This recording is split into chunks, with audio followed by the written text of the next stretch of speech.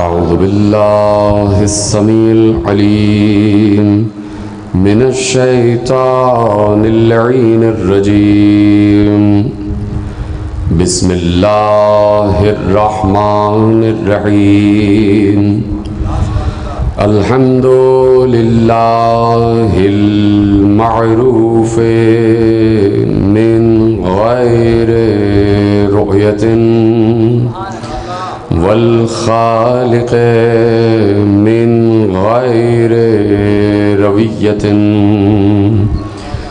الذي لم يزل قائما دائما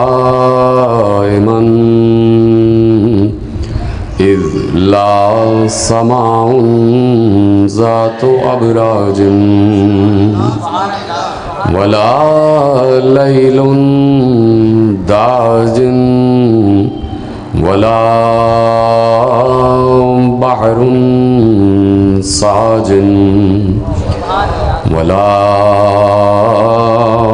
أرض ذات مهاد ولا خلق ذو اعتماد والصلاة والسلام والتحية والإكرام على نبي الرحمة وخازن المغفرة وقائد الخير والبركة ومنقذ العباد من الهلكة سيدنا ومولانا أبي القاسم محمد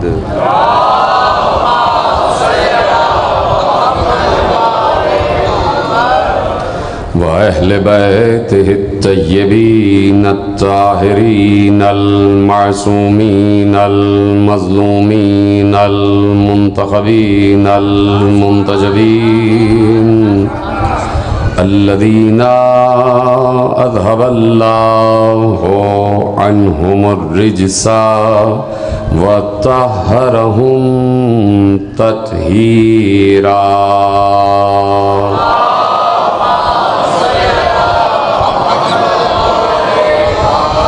أما بعد فقد قال الله سبحانه وتعالى في محكم كتابه المجيد وفرقانه الحميد وقوله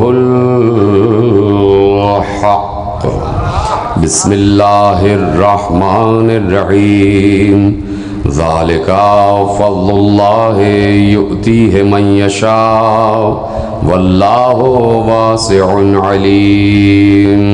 صلوات پڑھیں محمد و آل محمد.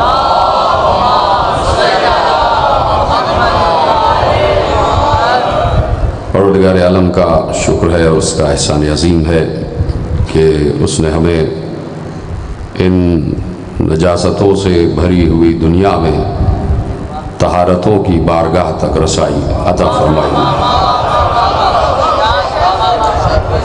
اور یہی طہارت کی بارگاہیں ہیں کہ ذکر توحید بھی ہو رہا ہے، ذکر نبوت و رسالت بھی ہو رہا ہے، اور مسلسل ذکر امامت و ولایت بھی ہو رہا ہے. اور چونکہ ہمارا بعد غدیر موضوع ہی ولایت ہے تو اس لیے اسی ولایت کے تحت اللہ نے یہ آسانی فرما دی کہ ولایت کا ذکر کرو، صرف ولایت کا ذکر. اسی ولایت میں توحید بھی ہے، اسی میں رسالت بھی ہے، اسی میں امامت بھی ہے. اور یہ بہت آسان بھی ہے اور یقیناً کسی کے لیے مشکل بھی ہو جاتا ہے کہ جہاں ولایت کا سلسلہ اللہ سے شروع ہو اور آخری مصطفیٰ پر اختتام پذیر ہو رہا ہو، تو اس ولایت کے تسلسل کو سمجھنا صرف یہی نہیں کہ ہم 1400 برس پہلے یا 1350 برس پہلے سے ہم یہ باتیں شروع کریں. تو ولایت کا ذکر چونکہ اللہ سے شروع ہو رہا ہے اور اللہ ولی ہے، تو اسی لیے ہم دنیا کو بتا رہے ہیں اور مسلسل عرض کر رہے ہیں کہ نبوت، رسالت یہ وہ عہدے ہیں کہ جو ولایت سے چھوٹے ہیں۔ نبوت و رسالت یقیناً مفضول ہے اور ولایت افضل ہے۔ ولایت ہمیشہ سے افضل رہی ہے۔ اس کی وجہ یہ ہے کہ اللہ نہ نبی ہے نہ رسول ہے۔ چونکہ اللہ نبی و رسول نہیں ہے، اس لیے نبوت و رسالت اس عہدے سے چھوٹی ہو جاتی ہے کہ جو عہدہ خود اللہ کے پاس ہے، اور اللہ کے پاس ہے ولایت۔ اللہ ہے ولی۔ اللہ نے اپنے کو نبی نہیں کہا، اللہ نے اپنے کو نبا تو کہا ہے لیکن نبی نہیں کہا۔ اللہ نے اپنے کو باعث رسول تو کہا ہے، یہ کہ رسول کو بھیجنے والا تو کہا ہے لیکن رسول نہیں کہا۔ لیکن اللہ نے اپنے کو ولی کہا ہے، اور ولی یہ کائنات کہا ہے۔ اللہ کسی چھوٹی سی مملکت کا ولی نہیں ہے، اللہ کسی چھوٹے سے ملک کا ولی نہیں ہے۔ اللہ اس پوری کائنات کا ولی ہے کہ جس کائنات میں اب تک تخلیق کا سلسلہ ختم نہیں ہوا، یعنی مسلسل اللہ کائناتوں کو خلق کیے جا رہا ہے، مسلسل گیلیکسیز خلق ہو رہی ہیں، مسلسل کہکشانیں خلق ہو رہی ہیں، مسلسل ستارے خلق ہو رہے ہیں، مسلسل ثوابت خلق ہو رہے ہیں، مسلسل سیارے خلق ہو رہے ہیں، مسلسل مخلوقات خلق ہو رہی ہے، اور مسلسل وہ ہر کسی کو بیک نگاہ بیک دست رزق بھی دے رہا ہے، سانسیں بھی دے رہا ہے، ہوا بھی پہنچا رہا ہے، ان کے توالد و تناسل کا سلسلہ بھی برقرار رکھے ہوئے ہے، اور وہ یہ نہیں دیکھتا کہ کون میرا کلمہ پڑھ رہا ہے اور کون کفر کر رہا ہے۔ وہ بہت بڑا ہے، وہ بہت عظیم ہے، اور اس کی وجہ یہ ہے کہ اس نے پوری کائنات کو بنایا ہے اور اپنا ملک بنایا ہے۔ انسان خود بخود وجود میں نہیں آ گیا کہ کہیں سے وہ انویٹ کر کے اللہ کے ملک میں آنا رہنا شروع کر دیا، ایسا نہیں ہے۔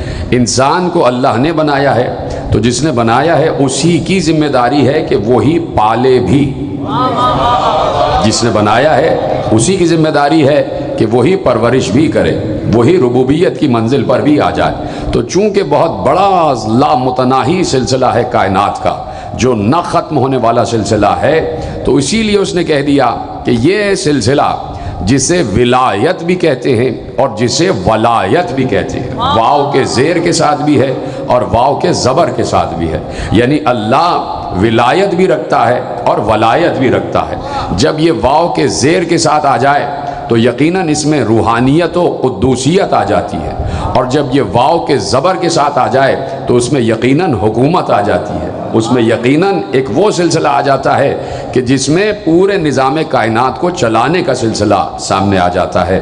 تو اللہ کے پاس ولایت بھی ہے اور ولایت بھی ہے۔ اسی طریقے سے جب اللہ اس ولایت کو آگے بڑھاتا ہے تو یہی ہمارا کہنا ہے، اور کل کی تقریر سے متصل ہوتے ہوئے کہ بہت سی آیتوں پر بہت سے عالم اسلام کے تفقہ کرنے والے ذہنوں کا بہت زور ہے، اور وہ بہت سی آیتوں پر زور دیتے ہیں۔ بہت سی آیتیں ہیں کہ جو آپ کو مسلسل سنائی جاتی ہیں۔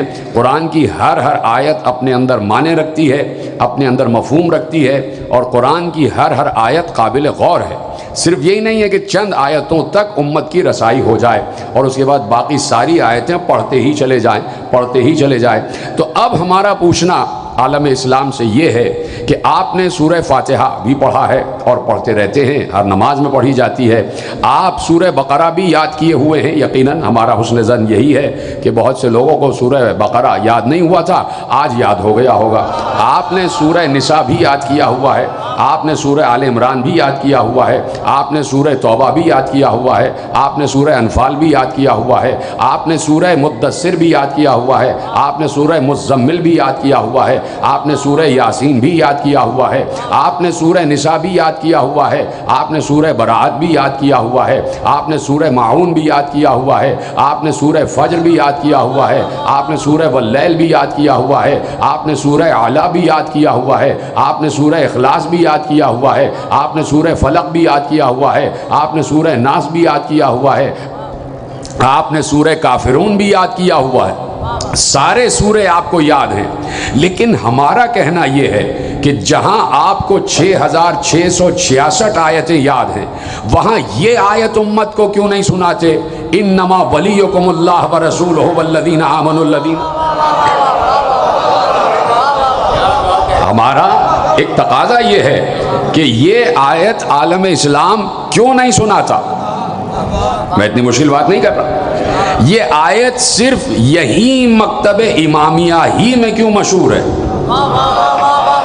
مکتب امامیہ ہی میں کیوں مشہور ہے؟ مکتب خلافت میں کیوں مشہور نہیں ہے؟ توجہ ہے آپ کی؟ مکتب امامیہ ہی میں مشہور ہے، مکتب خلافت میں مشہور کیوں نہیں ہے؟ یقیناً اب دیکھنا یہ ہے کہ خلافت کا دائرہ کار کیا ہے اور امامت کا دائرہ کار کیا ہے. دیکھنا تو یہی ہے کہ خلافت کا دائرہ کار کیا ہے اور امامت کا دائرہ کار کیا ہے. تو جہاں جہاں لفظ خلیفہ استعمال ہوا وہاں وہاں قرآن کہتا ہے کہ ایک محدود دائرہ کار ہے، ایک محدود دائرہ کار ہے، اور کہہ دیا کہ انی جاعل فی الارض خلیفہ. ہم نے آدم کو زمین کا خلیفہ بنایا. میں بات کہہ چکا اور جو سمجھ رہے ان کو میرا سلام. یعنی یہاں پر خلافت کا دائرہ کار محدود ہو گیا، یعنی خلافت آدم عرضی ہے، زمین کے لیے ہے. اب زمین سے آگے پیچھے جو کچھ بھی ہے قرآن نے اس کا اعلان نہیں کیا. یعنی اگر آدم کی خلافت کو فوکس کیا جائے تو آدم فی الارض ہیں خلیفہ، آدم زمین کے لیے ہیں خلیفہ. اسی طریقے سے جب آپ نوح، جناب نوح کی طرف جائیں گے تو جناب نوح کے لیے بھی اللہ نے کہا ہے کہ ہم نے نوح کو ان کی قوم پر نبی بنا کر بھیجا. یعنی نوح کی خلافت و نبوت بھی محدود دائرہ رکھتی ہے. اسی طرح جناب ابراہیم کا دائرہ بڑھا ہے، جناب ابراہیم کا دائرہ بڑھ گیا ہے. لیکن جب جناب موسیٰ پہ آتے ہیں تو جناب موسیٰ کو بھی اللہ نے کہا ہم نے بنی اسرائیل پر نبی بنا کے بھیجا. جناب عیسیٰ کے لیے بھی کہا کہ ہم نے بنی اسرائیل پر نبی بنا کر بھیجا. جناب داؤد کے لیے کہہ دیا یا داؤد انا جعلناک خلیفۃ فی الارض. وہیں پر بات آ گئی کہ داؤد کو ہم نے زمین کا خلیفہ بنایا. داؤد کے وارث ہوئے سلیمان، تو سلیمان کو بھی جو بادشاہت ملی ہے وہ دنیا ہی کی بادشاہت تھی جو دنیا و ما فیہا پر ان کی حکومت قائم ہو گئی. تو اب جتنا دائرہ کار ہے وہ کہیں نہ کہیں محدود نظر آتا ہے. لیکن بات اس وقت آگے بڑھی کہ جب جناب ابراہیم کا تذکرہ آ گیا اور جناب ابراہیم کو اللہ نے ویسا ہی نبی بنا کے بھیجا جیسے آدم و نوح کو بنا کے بھیجا. جناب ابراہیم کو ویسا ہی نبی بنا کے بھیجا جیسے آدم و نوح کو بنا کے بھیجا. جناب ابراہیم کو ویسا ہی رسول بنا کے بھیجا جیسے آدم و نوح کو بنا کے بھیجا. اب یہاں بات اور آگے بڑھی کہ ہم نے آدم کو، نوح کو، موسیٰ کو، عیسیٰ کو نبی اور رسول تو بنا کر بھیجا، لیکن ہم نے ان میں سے کسی کے لیے لفظ امامت قرار نہیں دیا. ہم نے ان میں سے کسی کے لیے لفظ امامت قرار نہیں دیا، اور ہم نے لفظ امامت مختص کر دیا ابراہیم کے لیے. ہم نے لفظ امامت مختص کر دیا جناب ابراہیم کے لیے. اور اب یہاں سے جناب ابراہیم کا دائرہ کار آگے بڑھ گیا اور کہا اللہ نے کہ جہاں تک انسانیت جائے گی امامت ابراہیم جائے گی. جہاں تک انسانیت جائے گی امامت ابراہیم جائے گی. تو اب جیسے جیسے عہدے بڑھتے گئے ویسے ویسے دائرہ کار بڑھتا گیا. میں درجہ بدرجہ لے کے آپ کو آگے بڑھ رہا ہوں. جیسے جیسے انبیاء کے مدارج بڑھتے گئے، جیسے جیسے اللہ کی حجتوں کے مدارج بڑھتے گئے، ویسے ویسے ان کا دائرہ کار بڑھتا گیا. کوئی محدود رہا، کوئی محدود سے اور آگے بڑھ گیا، کوئی محدود سے اور آگے بڑھ گیا. جیسے جیسے مدارج بڑھے ویسے ویسے دائرہ کار ان کا جغرافیہ بڑھتا چلا گیا. تو اب آدم سے لے کے عیسیٰ تک، اب یہ جملہ آپ کے حوالے کر رہا ہوں اور تمہید بالکل ختم، کہ آدم سے لے کے عیسیٰ تک دائرہ کار سب کے پاس تھا. کوئی، اور خود اللہ نے کہہ دیا کہ فضلنا بعضهم علی بعض، ہم نے بعض کو بعض پر فضیلت دی ہے. تلک الرسل فضلنا بعضهم علی بعض، یہ ہمارے رسول ہیں، ہم نے بعض رسولوں کو بعض رسولوں پر فضیلت عطا کی ہے. تو ہر رسول کسی نہ کسی رسول سے افضل بھی رہا ہے، ہر نبی کسی نہ کسی نبی سے افضل بھی رہا ہے. تو آدم سے لے کے عیسیٰ تک مدارج بڑھے، بڑھتے گئے بڑھتے گئے. جناب آدم کے لیے کہہ دیا کہ ہم نے تمہارا درجہ بڑھایا کہ ہم نے تمہیں اسماء کا علم دے دیا. جناب نوح کے لیے کہا ہم نے تمہارا درجہ بڑھایا، ہم نے تمہیں کشتی نجات دے دی. جناب ابراہیم کے لیے کہا ہم نے تمہارا درجہ بڑھایا، ملکوت السماوات تک بھیج دیا. جناب موسیٰ کے لیے کہا ہم نے تمہارا درجہ بڑھایا، بڑھایا طور تک بلا لیا. جناب عیسیٰ کے لیے کہا ہم نے تمہارا درجہ بڑھایا چوتھے آسمان پر بلا لیا اور تمہیں زندہ رکھا ہوا ہے. جناب یوسف ہو گئے, جناب یعقوب ہو گئے, جناب ایوب ہو گئے, جناب لوط ہو گئے, جناب ہود ہو گئے, جناب صالح ہو گئے, جناب الیاس ہو گئے, جناب خضر ہو گئے, جناب ادریس ہو گئے, جناب اسماعیل ہو گئے, جناب اسحاق ہو گئے, جناب شموئیل ہو گئے, سارے انبیاء ہو گئے. اور کہا ہم نے سب کو درجے بدرجہ آگے بڑھایا, لیکن 1,23,999 انبیاء کے لیے کسی کے لیے بھی یہ نہ کہا کہ سبحان الذی اسری بعبدہ لیلا من المسجد الحرام.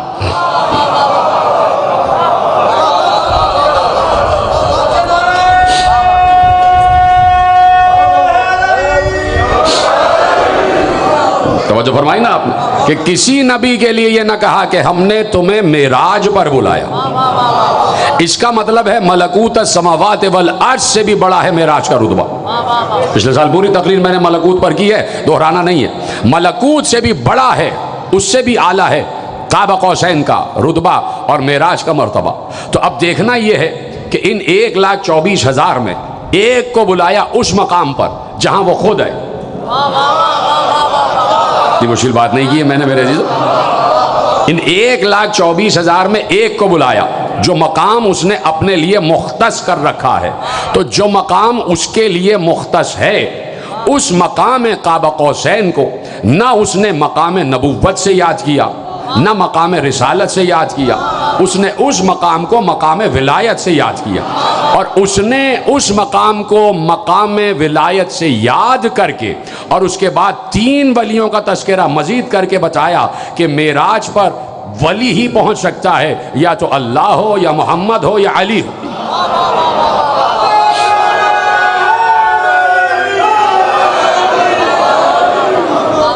توجہ ہے نا. یعنی معراج اس مقام بلند و اعلیٰ کا نام ہے کہ جس سے بلند کوئی مقام نہیں. اس سے بھی بلند اگر کسی مقام کو اللہ نے قرار دیا ہوتا تو اسی کو اللہ اسرا اور معراج کے نام سے یاد کرتا, شب اسرا کے نام سے یاد کرتا. تو اس نے کہہ دیا کہ میں ولی ہوں اور میں نے مصطفیٰ کو اور علی کو اپنے پاس اس منزل قرب پر بلایا کہ جہاں عبد و معبود میں کوئی فاصلہ نہ رہے.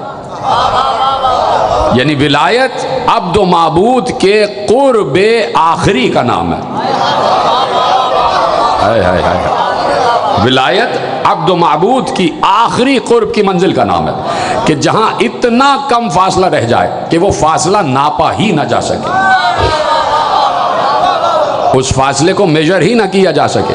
تو اب ولایت پر ہے, اور یہ جملہ جس کے لیے میں نے زحمت دی اور آپ تک یقیناً پہنچے گا, اور بڑی خوش قسمتی ہے کہ تمام ماشاءاللہ سب صاحبان فہم و رائے تشریف فرما ہیں, تو یقیناً میرا جملہ آپ تک پہنچے گا. اور وہ یہ ہے کہ چونکہ صاحب قاب قوسین, خالق قاب قوسین اللہ ہے, اور اللہ ہے ولی, اللہ ہے ولی, اور ولی کے لیے چونکہ اللہ ہے نا ولی, تو اس کے لیے ہمیشہ عروج ہی عروج ہے, عروج ہی عروج ہے. یعنی اگر ہم تو زمین کو پست یقیناً کہتے ہیں کہ دنیا ہے ہی وہ جگہ کہ جسے پست کہا جائے. دنیا کا مطلب ہی جس سے زیادہ پست کوئی جگہ نہ ہو اسے دنی دنیا کہتے ہیں. تو اب یہ دنیا ہے تو یہاں پر بھی یقیناً اللہ ہے اور ہر جگہ موجود ہے, لیکن اس سے یہ اندازہ نہیں کریں گے اور اس سے یہ فیصلہ نہیں کریں گے کہ چونکہ ہمارے ساتھ بھی اللہ موجود ہے تو نعوذ باللہ وہ پست جگہ آ گیا. پتہ نہیں میں بات سمجھا پا رہا ہوں یا نہیں, بہت عجیب منظر سے لے کے گزر رہا ہوں. یعنی اس وقت اللہ اس دنیا دنی کا بھی نگران ہے, اور وہ ہر جگہ موجود ہے, اور ہر جگہ ویسے ہی موجود ہے جیسے کہیں پر بھی موجود ہے تو یہاں پر بھی موجود ہے, اور وہ اسی وقت عرش اعظم پر بھی موجود ہے, اسی وقت مشرقین میں بھی ہے, مغربین میں بھی ہے, شمال میں بھی ہے, جنوب میں بھی ہے, ہر جگہ بیک نگاہ سب کو مشاہدہ اور دیکھ رہا ہے, سب کو دیکھ رہا ہے. تو اس وقت اگر ہم کہہ رہے ہیں کہ یہاں پر بھی اللہ ہمارے ساتھ ہے تو یہ نہیں کہا جا سکتا کہ وہ پستی میں آ گیا. میں اگر نہ سمجھا پایا تو یہ میرا قصور ہوگا, آپ کا نہیں, اس لیے کہ بہت دقیق مرحلے سے لے کے آپ کو گزر رہا ہوں کہ اگر دنیا دنی میں بھی اللہ ہے اور یقیناً ہے, اس کے باوجود یہ نہیں کہہ سکتے کہ وہ پشتی میں آ گیا, اس لیے کہ وہ کہیں آتا جاتا نہیں ہے, وہ کہیں اترتا اور چڑھتا نہیں ہے. کیا وہ افق عرش پر آ گیا, شب جمعہ کو طلوع کرتا ہے, اور پھر چلا جاتا ہے، وہ کہیں آتا جاتا نہیں ہے۔ اب نتیجہ یہ نکلا کہ وہ جہاں پر بھی ہو، جہاں پر بھی ہو، وہ ہمیشہ اعلیٰ ہی رہے گا۔ جی طرح سلامت رہیں، شاید میں بات آپ تک پہنچا سکا۔ وہ جہاں پر بھی ہے اور ہر جگہ ہے، تو جس منزل پر بھی ہے وہ ہمیشہ اعلیٰ ہی رہے گا، وہ ہمیشہ ارفع ہی رہے گا، وہ ہمیشہ عظیم ہی رہے گا۔ جہاں پر بھی ہو وہ منزل اعلیٰ و رفیع پر ہی رہے گا، اور چونکہ وہ ہر جگہ منزل اعلیٰ و رفیع پر ہے تو قاب قوسین سے بڑی اس نے کوئی منزل قرار ہی نہیں دی۔ اور جب وہ ہر جگہ منزل اعلیٰ و رفیع پر ہے تو اس کا سوال یہ پوچھا جائے گا کہ بھائی وہ اعلیٰ و رفیع ہر وقت کیوں ہے؟ بھائی اسے اعلیٰ اور رفیع یعنی بلند کیوں کہا جاتا ہے؟ تو اس نے اس کی وجہ بتائی کہ میں بلند و بالا اس لیے ہوں، میں اعلیٰ اس لیے ہوں کہ میں ولی ہوں، اور ولی کا مقام یہ ہے کہ وہ اعلیٰ ہی رہے۔ ولی کا مقام یہ ہے کہ وہ اعلیٰ ہی رہے، یہاں پر بھی ہو تب بھی اعلیٰ، کسی انسانی سوچ کے مطابق کسی پس جگہ پر ہو تب بھی اعلیٰ، یعنی جہاں پر بھی رہے گا اعلیٰ ہی رہے گا۔ یعنی اس کا مطلب ہے کہ ولایت ہمیشہ اعلیٰ رہتی ہے، ولایت ہمیشہ اعلیٰ رہتی ہے۔ اب ولایت خدا کی بات ہو رہی ہے، ولایت ہمیشہ اعلیٰ ہی رہتی ہے، کہیں پر بھی ہو وہ اعلیٰ ہی رہے گی۔ اور جب اعلیٰ رہے گی تو یہ ہو نہیں سکتا کہ ولایت کبھی اعلیٰ سے ادنا کی طرف آ جائے۔ جو میری بات سمجھ رہے ہیں ان کو میرا سلام ہے۔ یہ ہو نہیں سکتا کہ ولایت اعلیٰ سے ادنا کی طرف آ جائے۔ تو اس کا مطلب ہے کہ ولایت ہمیشہ معراج پر رہتی ہے، اس کا مطلب ہے کہ ولایت ہمیشہ معراج پر رہتی ہے، اس کا مطلب ہے کہ ولایت ہمیشہ معراج پر رہتی ہے۔ اب اس کا مطلب ہے کہ محمد آج بھی معراج پر ہیں، علی آج بھی معراج پر ہیں۔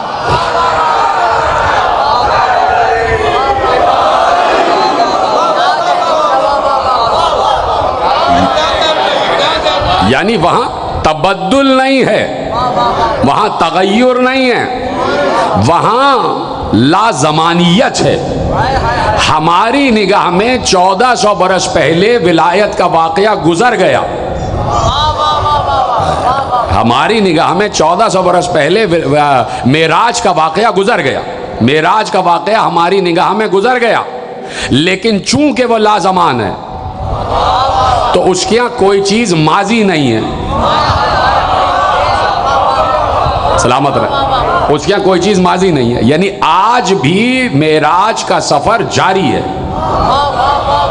ہائے ہائے ہائے، آج بھی معراج کا سفر جاری ہے۔ میں بچوں کے لیے سمجھا دوں، بزرگ مجھ سے بہتر جانتے ہیں، بزرگ مجھ سے بہتر جانتے ہیں کہ ایک منظر ہو کہ مثلا آپ فرش پر تشریف فرمائیں تو بالکل آپ اپنے سطح کے لوگوں کو دائیں بائیں دیکھ پا رہے ہیں، یعنی پیچھے کی طرف آپ کو کھڑے ہو کے دیکھنا پڑے گا کہ آپ کے پیچھے کتنا مجمع ہے، کیا ہو رہا ہے، ٹھیک ہے؟ تو ایک لیول ہوتا ہے کہ جس کے حدود اربع میں آپ دیکھ پا رہے ہوتے ہیں، یہاں وہاں دائیں بائیں آگے پیچھے ایک محدود آپ کا دائرہ کار ہوتا ہے۔ جب آپ کھڑے ہوں گے اور مڑیں گے تو آپ دیکھیں گے پورے مجمع کو، لیکن میں یہاں سے بیٹھے ہوئے بیک نگاہ مشاہدہ کر رہا ہوں وہاں تک، ہر جگہ۔ جو بات مجھے کہنی تھی میں نے کہہ لی۔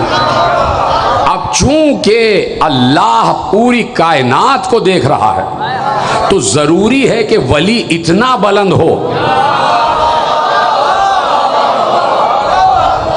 کہ وہ پوری کائنات کا مشاہدہ کرے، پوری کائنات کا مطالعہ کرے۔ اللہ کے لیے کسی بات کی محتاجی نہیں ہے۔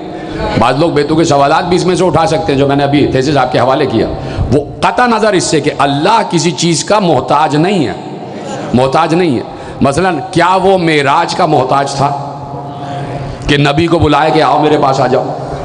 ہے بھائی، ہر وقت اللہ ہمارے ساتھ موجود ہے یہاں۔ بھائی میرے ساتھ، آپ کے ساتھ، سب کے ساتھ اللہ شہرک سے زیادہ قریب موجود ہے، تو گناہگار آدمی کے بھی قریب ہے تو مصطفیٰ کے کتنا قریب ہوگا؟ یہ گناہگار آدمی کے بھی قریب ہے تو مصطفیٰ کے محبوب کے کتنا قریب ہوگا؟ تو جب اتنا قریب ہے تو پھر قریب بلانے کی ضرورت کیا تھی کہ اتنا فاصلہ رہ گیا کہ کچھ بھی فاصلہ نہیں تھا؟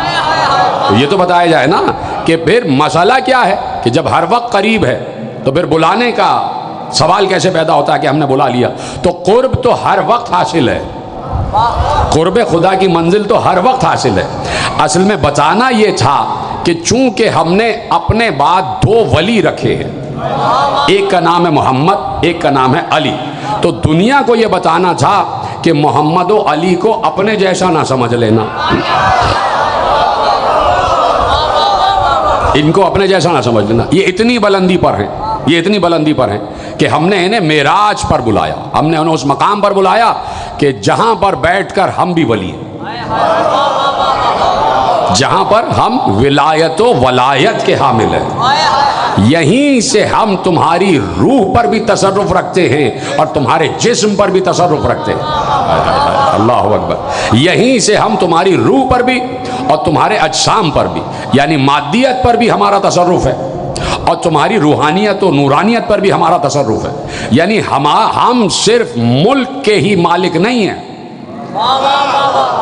یہ علماء نے لکھا اور میں ان کا ایک نقطہ آپ کے حوالے کرتا ہوں کہ آغائے دست غیب علی اللہ مقاموں نے لکھا کہ ایک چیز ہے ملک اور ایک چیز ہے ملکوت، ایک چیز ہے ملک اور ایک چیز ہے ملکوت۔ کیا کہا اللہ نے کہ لہو ملک السماوات والارض یحیی و یمیت وہو علی کل شیء قدیر، کئی مقامات پر، اور اس پر میں گفتگو کر چکا کہ بھائی اللہ ہی کے لیے ملک ہے، ملک اللہ کے لیے، وہی مارتا ہے، وہی جلاتا ہے اور وہی ہر شے پر قدرت رکھتا ہے، کہ یہ ہے ملک۔ اور ایک جگہ اللہ نے ارشاد فرمایا کہ سبحان الذی بیدہ ملکوت کل شیء والیہ ترجعون، بابرکت ہے وہ ذات کہ جس کے دست قدرت میں ہر شے کا ملکوت ہے، ملکوت کل شیء والیہ ترجعون۔ مشکل تو نہیں ہو رہی بات، سلامت رہیں۔ میں شکر گزار ہوں کہ میرے کجمش خیالات آپ اتنی توجہ سماعت فرما رہے ہیں۔ تو کہا انہوں نے عالم وقت نے کہ ایک چیز ہے ملک اور ایک چیز ہے ملکوت، ایک چیز ہے ملک اور ایک چیز ہے ملکوت۔ اب اس کی پوری تفصیل، پوری ڈیٹیل کتابیں لکھ دی گئی، اور اگر ان تمام کتابوں کو سمیٹا جائے تو صرف دو جملوں میں بات واضح ہو جاتی ہے، اور وہ کیا ہے کہ اشیاء کے ظاہر کو ملک کہتے ہیں اور اشیاء کے باطن کو ملکوت کہتے ہیں۔ جی طرح سلامت رہے آپ۔ اشیاء کے ظاہر کو ملک کہتے اور اشیاء کے باطن کو ملکوت کہتے ہیں، یعنی ہمارا ظاہر ہے یہ جسم، یہ ہے ملک، اور ہمارا باطن ہے روح، یہ ہے ملکوت، یعنی ہمارا ملکوت جو ہے وہ ہمارے ملک کو کنٹرول کر رہا ہوتا ہے، یعنی ملکوت جو ہے وہ ملک کو کنٹرول کر رہا ہوتا ہے۔ شے کے ظاہر کو ملک کہتے ہیں اور شے کے باطن کو ملکوت کہتے ہیں، اور اللہ نے کہا کہ دونوں پر میرا اختیار ہے۔ میں بات کہہ چکا اور آپ پیچھے رہ گئے۔ اللہ نے کہا دونوں پر میرا اختیار ہے۔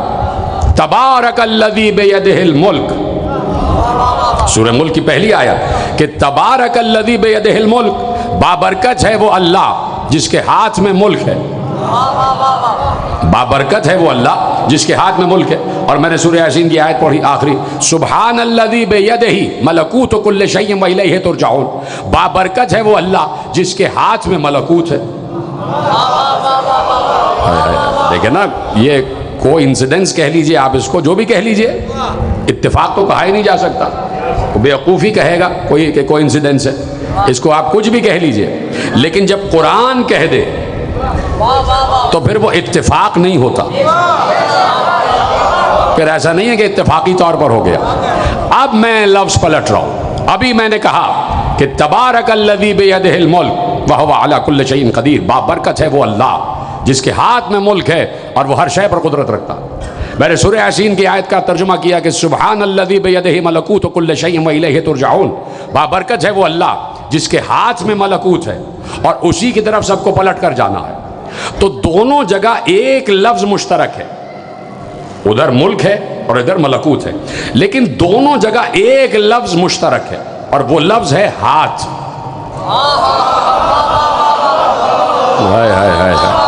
جی تیرے سلامت رہیں آپ۔ میں بڑا شکر گزار ہوں کہ آپ تک یہ جملے پہنچ رہے ہیں۔ وہاں کیا کہا؟ تبارک الذی بیدہ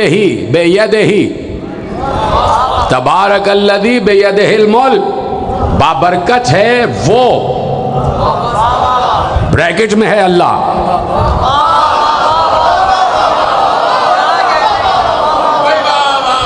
بابرکت ہے وہ ذات، الذی بابرکت ہے وہ ذات جس کے ہاتھ میں ملک کا اختیار ہے۔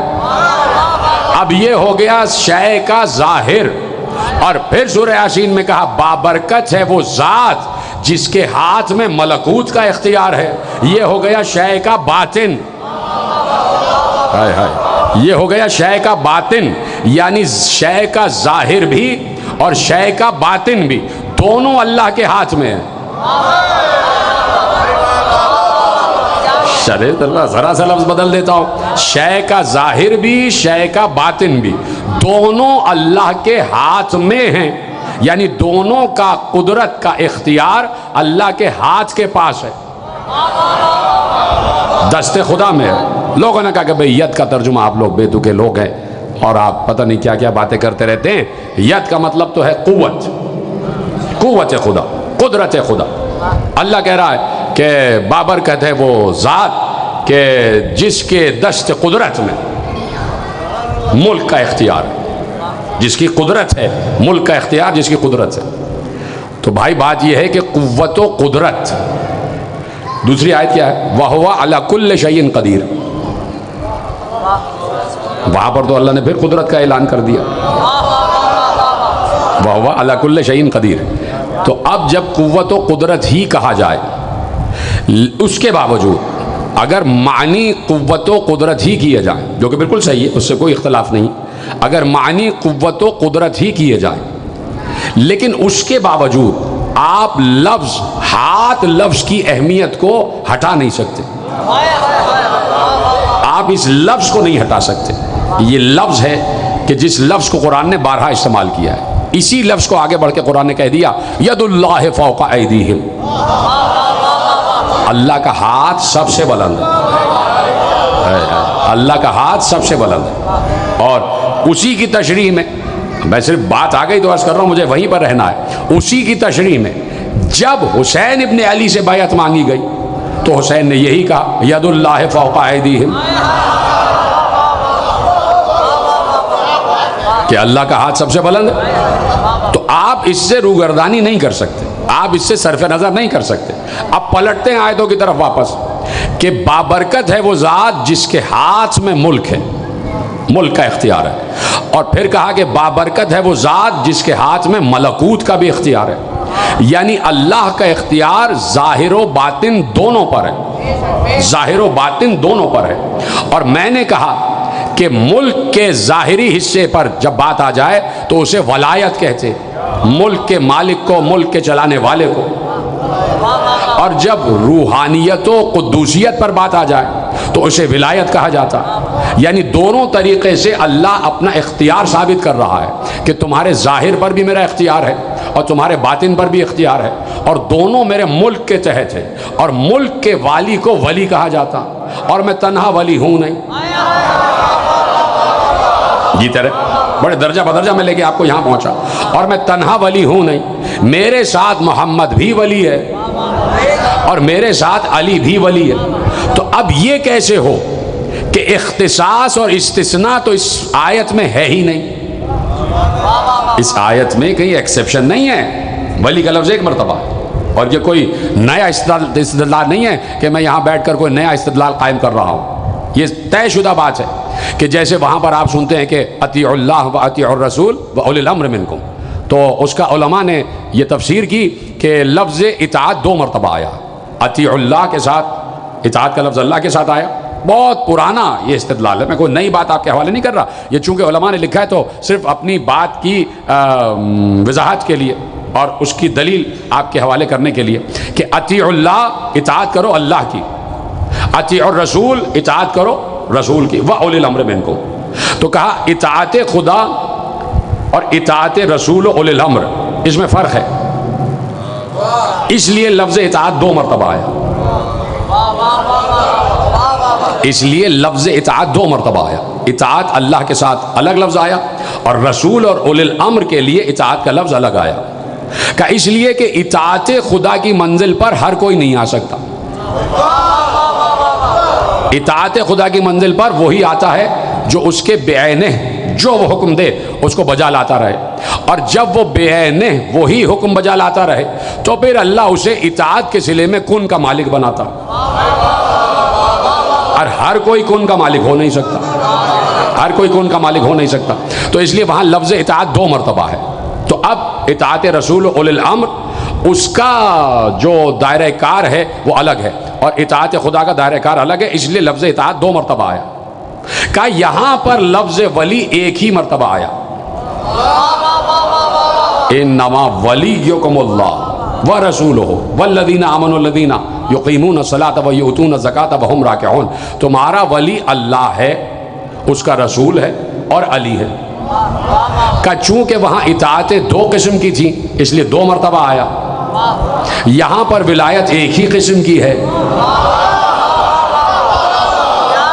جی ذرا سلامت اللہ. اس لیے ولی ایک ہی مرتبہ آیا. ولی ایک ہی مرتبہ آیا. تو اب اگر ایک ولی کا اختیار ہے ملک و ملکوت پر تو ماننا پڑے گا کہ محمد کا اختیار بھی ملک و ملکوت پر ہے اور علی کا اختیار بھی ملک و ملکوت پر ہے. بہت کم لوگوں نے میرا ساتھ دیا. اب میں دلیل دے رہا ہوں. میں نے کہا جیسے ملک و ملکوت پر اللہ کا اختیار ہے ویسے ہی اللہ نے ملک و ملکوت پر محمد کو بھی اختیار دیا. ویسے ہی اللہ نے ملک و ملکوت پر علی کو بھی اختیار دیا. اگر یہ بات نہ ہوتی کہ وہی اختیار محمد و علی کو حاصل نہ ہو جو اللہ کو حاصل ہے تو کبھی بھی مصطفیٰ غدیر خم میں من کن تو مولا سے پہلے یہ جملہ نہ کہتے کہ سب بتاؤ کیا میں تمہارے نفسوں پر تم سے زیادہ تصرف نہیں رکھتا. سلامت رہے آپ. سب سے اقرار لیا کہ میں تمہارے نفسوں پر تم سے زیادہ تصرف رکھتا ہوں. تو یہ جو تصرف بالنفس ہے اسی کو ولایت کہتے ہیں. یہ جو تصرف ملک اور ملکوت پر ہے اسی کو ولایت کہتے ہیں. اور اسی ولایت کی طرف اللہ نے اشارہ فرما دیا کہ ہمارا اختیار ظاہر پر بھی ہے اور باطن پر بھی ہے. ظاہر پر بھی ہے اور باطن پر بھی ہے. ظاہر پر یہ ہے کہ ہم نے درخت کو حکم دیا تو درخت اڑتا ہوا آ گیا. ہم نے سنگریزے سے کہا تو وہ بولنے لگ گیا. توجہ فرمائیں. ظاہر پر اختیار یہ ہے کہ ہم نے پتھر سے کہا تو پتھر ہمارے ہاتھ پر آ کر ہماری رسالت کی گواہی دینے لگا. ظاہر پر اختیار یہ ہے کہ ہم نے درخت سے کہا تو درخت اڑتا ہوا آ گیا اور آ کے ہمارے سامنے جم کے ہماری رسالت کی گواہی دی. اور باطن پر اختیار یہ ہے کہ ہم نے شیر قالین سے کہا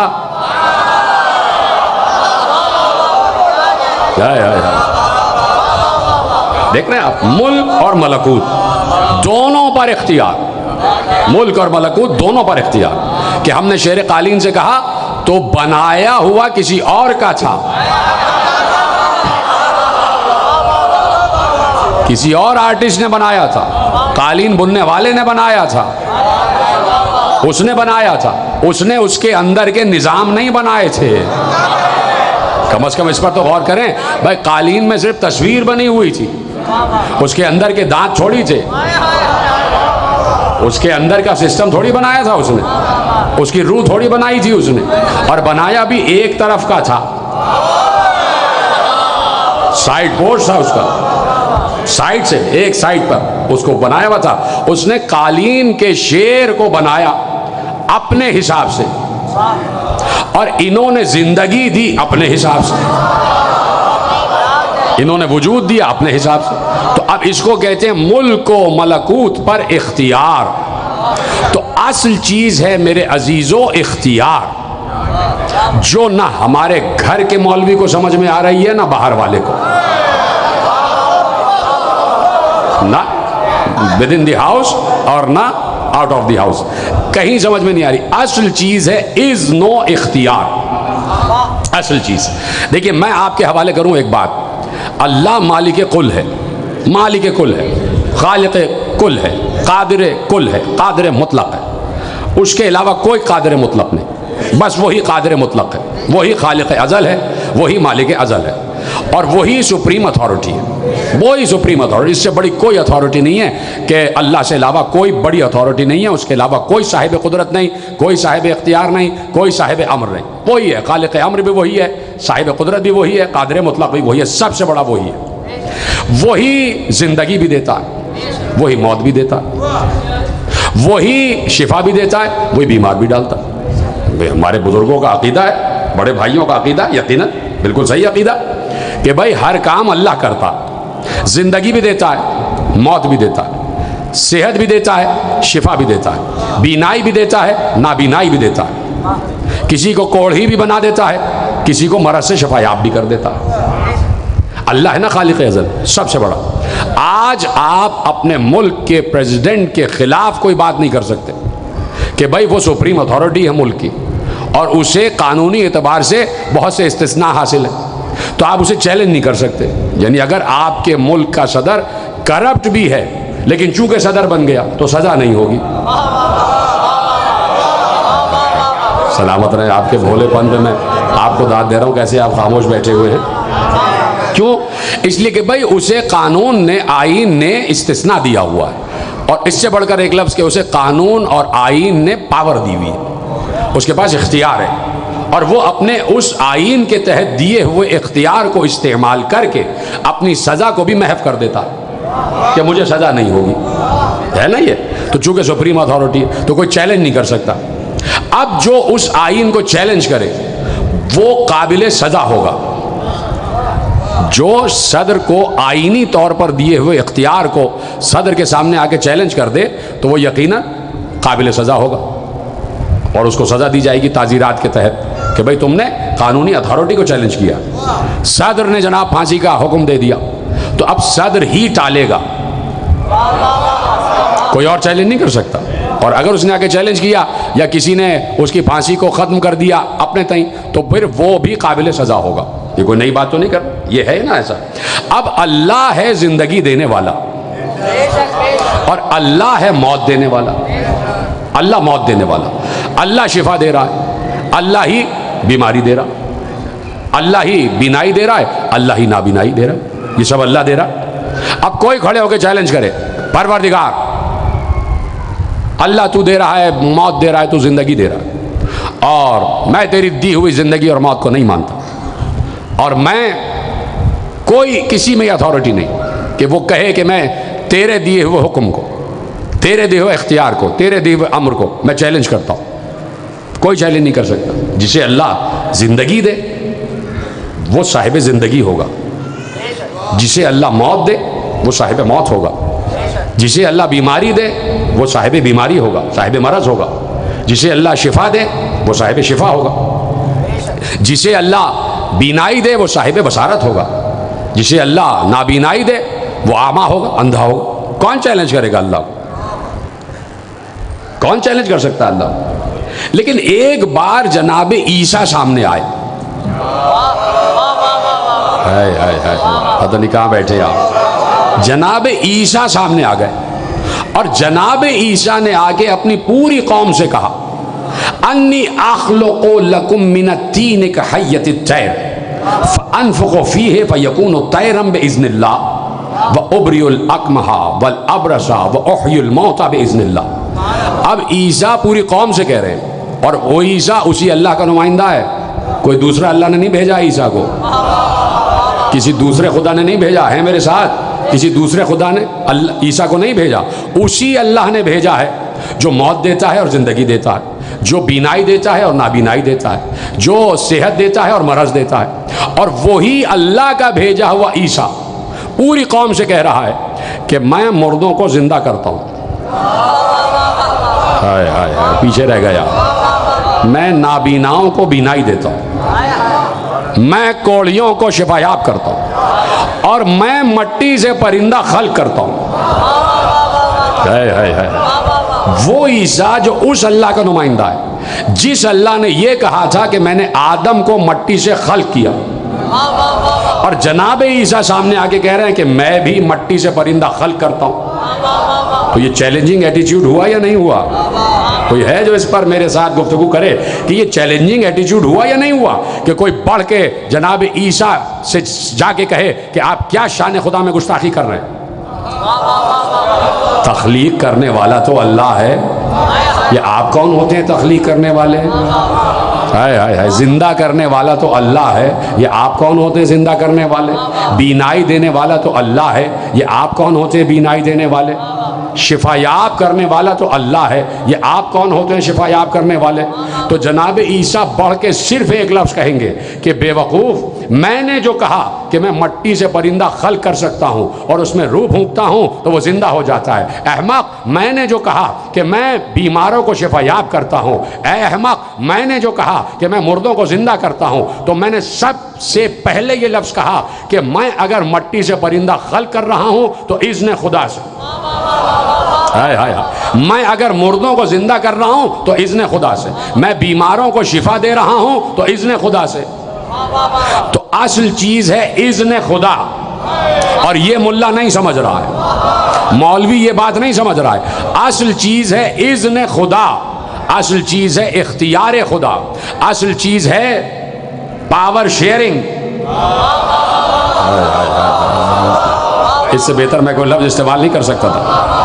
اصل چیز ہے اختیار میں شراکت، اصل چیز ہے اذن خدا، اصل چیز ہے اختیار خدا۔ اب چونکہ اللہ سب سے بڑا ہے تو اس کا دیا ہوا اذن بھی سب سے بڑا ہے، اس کا دیا ہوا اختیار بھی سب سے بڑا ہے۔ اس نے اختیار دے دیا، اے عیسیٰ میں خلق کرتا ہوں تم بھی خلق کرو، میں مردوں کو زندہ کرتا ہوں تم بھی زندہ کرو، میں بیماروں کو شفا دیتا ہوں تم بھی دو، میں نابینا کو بینائی دیتا ہوں تم بھی دو۔ اذن خدا مل گیا نا، تو اذن خدا سب سے بڑی چیز ہے۔ تو اب عیسیٰ صاحب اذن خدا تو ہیں،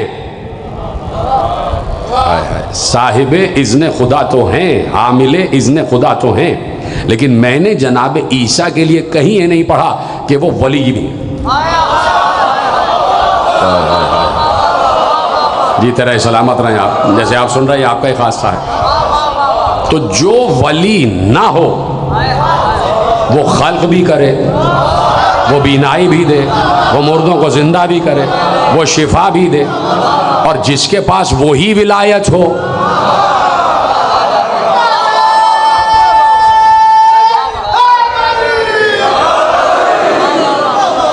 اچھا ہمارے یہاں کے کچھ جو کٹ ملا ہے نا، آپ کبھی پڑھیے گا تو وہ کبھی بھی اس استدلال کو نہیں مانتے۔ جب ہم آل محمد کی طرف اس استدلال کو منتقل کرتے تو وہ اس استدلال کو نہیں مانتے کہ نہیں نہیں نہیں عیسیٰ والا استدلال یہاں نہیں چلے گا۔ یہ آپ پڑھیے گا جا کے، ہمارے یہاں کے جو کٹ ملا ہیں وہ کہتے ہیں عیسیٰ والا استدلال یہاں نہیں، یہاں نہیں، یہ یہاں کوٹ نہیں کرنا، یہ کوٹ نہیں کرنا، جا کے پڑھیے گا، کیوں نہ کوٹ کرے۔ پھر یہ جناب عیسیٰ کے قصے کی ضرورت کیا؟ کیا ہم سے قبر میں سوال ہوگا ذرا عیسیٰ کی خصوصیات تو بتانا؟ کیا محشر میں کوشچن پیپر آئے گا کہ ذرا عیسیٰ کی خصوصیات تو بتانا؟ کوشچن پیپر آئے گا؟ کیا محشر قبر میں سوال ہوگا کہ عیسیٰ کے ذرا معجزات تو بتانا؟ وجہ کیا ہے؟ وجہ یہ ہے کہ اللہ نے دلیل رکھی ہے، اور دلیل ہمیشہ صاحبان عقل کے لیے ہوتی ہے، احمق کے لیے نہیں ہوتی۔ احمق کبھی دلیل کو تسلیم نہیں کرتا، عقل والے دلیل کو تسلیم کرتے ہیں، اولو الالباب دلیل کو تسلیم کرتے ہیں۔ تو اب اصل چیز ہے اذن، اور اذن خدا، اذن خدا، اور اذن خدا اس وقت ابھی تو چل رہا ہے نا، اذن خدا تو ابھی بھی چل رہا ہے، ہر چیز اذن خدا سے ہو رہی ہے۔ اب کس کے پاس ہے یہ ابھی ہم طے کر لیتے ہیں، اور قرآن ہی سے طے کرتے ہیں، قرآن ہی سے طے کرتے ہیں کہ اذن خدا کے حامل کون ہیں اور کون کون ہیں اور کن کے پاس اذن خدا ہوگا۔ ایک بار اللہ نے آواز دی، یوم اذن لا تنفع الشفاعہ، قیامت کے دن کسی کی شفاعت کام نہیں آئے گی، قیامت کے دن کسی کی شفاعت کام نہیں آئے گی۔ اللہ نے بڑا مستحکم اسٹیٹمنٹ دے دیا، اور بڑا کلیدی اور بڑا نتیجہ خیز اسٹیٹمنٹ دے دیا، اور اس کے بعد کسی اسٹیٹمنٹ کی ضرورت نہیں، کسی جملے کی ضرورت نہیں، اللہ نے امر نافذ کر دیا، حکم دے دیا، آرڈر دے دیا، خبردار جو ہمارا دن ہے قیامت کا، اس دن کسی کی شفاعت کام نہیں آئے گی۔ جب اللہ نے کہہ دیا نہیں تو نہیں۔ مولوی نے یہاں تک کا جملہ اٹھا لیا، اور نے کہا کسی کی شفاعت نہیں، کوئی شفاعت، کوئی شافی نہیں، کوئی شفاعت والا نہیں، وہ بھی شفاعت نہیں کر سکتے، وہ بھی نہیں کر سکتے، کہاں محمد محمد کیے چلے جا رہے ہو، کسی کے باحق شفاعت نہیں ہے۔ لیکن یہ میرا اپنا ہی جملہ ہے کہ قرآن کا مزاج یہ ہے کہ جہاں لا ہے وہاں الا ضرور ہے۔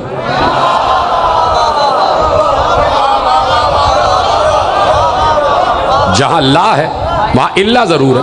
تو کیا کہہ دیا؟ یومئذ لا، لا سے شروع ہو رہا ہے نا، یومئذ لا تنفع الشفاعہ، اس دن کسی کی شفاعت کام نہیں آئے گی۔ تو قرآن نے فوراً اپنے مزاج کو آگے بڑھایا، جہاں لا کہا فوراً کہا الا، جیتے رہے سلامت رہے، لا کہہ دیا اب فوراً کہا الا من اذن لہ الرحمن ورضی لہ قولا۔ آپ سے بہتر کون اس ترجمے تک پہنچے گا؟ کہا قیامت کے دن کسی کی شفاعت کام نہیں آئے گی، کسی کی۔ اب جب کہہ دیا کسی کی تو اس میں آدم سے لے کے سب آ گئے۔ اب الا بتائے گا استثناء کو، الا بتائے گا ایکسیپشن کو۔ اس میں تو سب آ گئے نا کہ میدان محشر میں جتنے ہیں سب کے لیے اللہ نے کہہ دیا کسی کی شفاعت کام نہیں آئے گی۔ اس میں جناب آدم بھی آ رہے ہیں، نوح بھی آ رہے ہیں، ابراہیم بھی آ رہے ہیں، موسیٰ بھی آ رہے ہیں، عیسیٰ بھی آ رہے ہیں، سب آ رہے ہیں۔ اور یہ پوری روایت لکھی ہوئی ہے، ابھی روایت پوری کر دوں گا تاکہ استدلال کامل ہو جائے کہ اللہ کہہ رہا ہے کہ کسی کی شفاعت کام نہیں آئے گی قیامت کے دن، لیکن کیا کہا؟ الا من اذن لہ الرحمن ورضی لہ قولا، لیکن وہ شفاعت کر سکتا ہے کہ جس کے پاس اللہ کا اذن بھی ہو۔ ابھی ترجمہ میں نے پورا نہیں کیا، الا من اذن لہ الرحمن، جس کے پاس اللہ کا اذن ہو، جس کے پاس اللہ کی اجازت ہو، جس کے پاس اللہ کی دی ہوئی پرمیشن ہو، جس کے پاس اللہ کا دیا ہوا اختیار ہو، جس کے پاس اللہ کی دی ہوئی قدرت ہو، اس کی شفاعت کام آئے گی۔ اب وہ کون ہے کہ جس کے پاس اللہ کا اذن ہے؟ فوراً کا وَرَضِيَ لَهُ قَوْلًا، جس کے قول سے اللہ راضی بھی ہے۔ جو سمجھ گئے ان کو میرا سلام ہے، جو نہیں سمجھے ان تک پہنچا دیتا ہوں کہ اذن شفاعت کس کے پاس ہے؟ جس کے قول سے اللہ راضی ہے، جس کے قول سے اللہ راضی ہے۔ اگر میں کلینی کی بات کہہ دیتا تو شاید بات جانبداری کی ہو جاتی، لیکن بخاری صاحب نے لکھا ہے، کلینی صاحب کی بات نہیں کر رہا، بخاری صاحب کی بات کر رہا ہوں۔ امام بخاری نے لکھا ہے کہ پیغمبر نے ارشاد فرمایا جس سے فاطمہ راضی اس سے اللہ راضی۔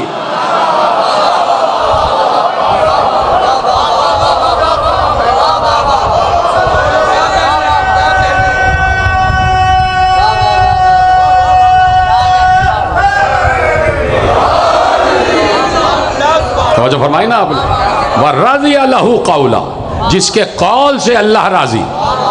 تو اب دیکھو یہ کہ اللہ کی رضا کس کے پاس ہے؟ اللہ کس سے راضی ہے؟ جس سے اللہ راضی ہو جائے اس کے لیے دعا نہیں کی جاتی کہ اللہ ان سے راضی ہو جائے۔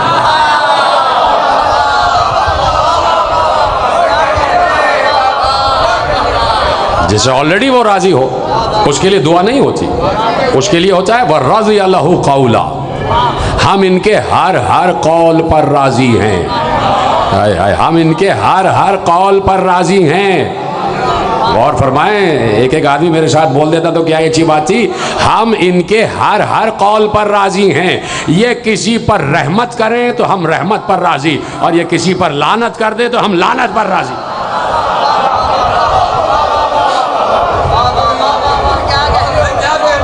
ہم ان کے ہر قول پر راضی ہیں۔ وَرَضِيَ لَهُ قَوْلًا، انہی کے پاس اذن خدا ہے، اذن رحمان ان کے پاس ہے، اور جن کے پاس اذن رحمان ہے اور وہی ہیں کہ جن کے قول سے اللہ راضی ہوا، اور یہ وہی لوگ ہیں کہ محشر میں حق شفاعت ان کے پاس ہے۔ قرآن کا بڑا واضح جملہ ہے، بڑا واضح بیان ہے، کہہ دیا اللہ نے کہ میدان محشر میں جن کے پاس ہمارا اذن ہوگا اور جن کے قول سے ہم راضی ہوں گے وہی شفاعت کر سکتے۔ اللہ کہہ رہا ہے کہ ہم نے مثلا یہ تسبیح ہے اور میں نے دے دی، یہ لیجئے تسبیح، اب میرے ہاتھ ہو گئے خالی۔ اب کوئی مجھ سے تسبیح مانگنے آئے تو میں کہوں گا ان سے لے لیجئے۔ اتنی آسان بات میں نے کری۔ ان کے پاس دی ہے، ان سے لے لیجئے تسبیح، ہے کہ نہیں؟ تبرک بھی ایک صحابی بانٹ رہے ہوتے ہیں نا، جن کو تبرک لینا ہے وہ ان کے پاس جائیے، دکان پہ تھوڑی جائیں گے آپ بھئی، جہاں سے خرید کے تبرک آ گیا اور جن کے پاس دیا ہوا ہے آپ ان کے پاس جائیں گے، لائیے ہمیں دیجئے۔ بانی مجلس کے پاس جائیں گے، وہ کہے گا ان کو دے دیا، آپ ان سے لے لیجئے، ہے کہ نہیں؟ الا من اذن له الرحمن ورضی له قولا، ہم جن کو اذن دے چکے اور جن کے قول سے ہم راضی ہو چکے، ہم نے انہی کو حق شفاعت دیا۔ ہم نے، اللہ کہہ رہا، بڑے گرینجر سے کہہ رہا، بڑے تکبر کے ساتھ کہہ رہا، بڑے غرور کے ساتھ کہہ رہا، بڑے امر کے ساتھ کہہ رہا، ہم نے۔ کبھی آیتوں پر اس انداز سے بھی غور کرے ملا کہ اللہ کہہ رہا ہے ہم نے اذن دے دیا ہے، جاؤ تلاش کرو انہیں جن کے پاس ہمارا اذن ہے، جن کے پاس ہمارا اذن ہے انہیں تلاش کرو۔ تو اب تلاش تو میدان محشر میں مچے گی، میں نے کہا نا روایت آپ کے حوالے کروں گا، تلاش میدان محشر میں مچے گی، میرے یہاں کی، میرے مکتب کی تقریباً سے مراد کم و بیش ہو سکتا ہے، سب نے ہی اس روایت کو لکھا ہے اور میں آپ کے حوالے کرتا ہوں، اور میں سمجھتا یہ ہوں کہ میں جب پہلا لفظ روایت شروع کروں گا تو آپ کے اذہان عالیہ میں ریکال ہو جائے گا کہ ہاں آپ نے یہ روایت سنی ہوئی ہے، شاید اس وقت ذہن میں نہ آ رہی ہو، لیکن میں جیسے ہی پہلا لفظ منظر کا پیش کروں گا آپ کے ذہن میں آ جائے گی۔ میدان محشر ہے اور میدان محشر میں ساری امت مل کے آدم کے پاس آئے گی، شفاعت کیجئے، ہائے ہائے ہائے، ارے مشہور روایت ہے بھائی، آدم کہیں گے کہ میرے پاس حق نہیں ہے، جاؤ نوح کے پاس جاؤ، سب نوح کے پاس آئیں گے، نوح ابراہیم کے پاس بھیج دیں گے، ابراہیم موسیٰ کے پاس بھیج دیں گے، موسیٰ عیسیٰ کے پاس بھیج دیں گے، اور سارے انبیاء مل کر کہیں گے اس وقت حق کے شفاعت محمد کے پاس ہے یا آل محمد کے پاس ہے۔ دیکھ رہے ہیں آپ کہ جس کے پاس اذن ہو اس کی دوسری نشانی، اور وہ بھی آپ کے ذہنوں میں محفوظ ہے، صرف آپ کے حظ طبیعت کے لیے، آپ کی ولایتی تبسم کے لیے ہدیہ کر رہا ہوں کہ بھائی اذن خدا انہی کے پاس ہے کہ جن کے گھروں میں بغیر اذن ملائکہ بھی نہیں آتے۔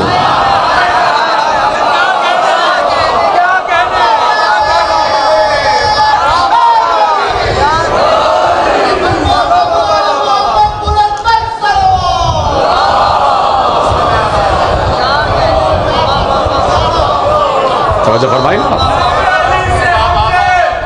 سب کچھ پا لیا، نام علی سے ہم نے سب کچھ پا لیا، داماد مصطفیٰ کو جو رہبر بنا لیا، ارے جنت کی طلب وہ کرے جس کو نہ ملتی ہو، ہم نے علی کے نام کو جنت بنا لیا۔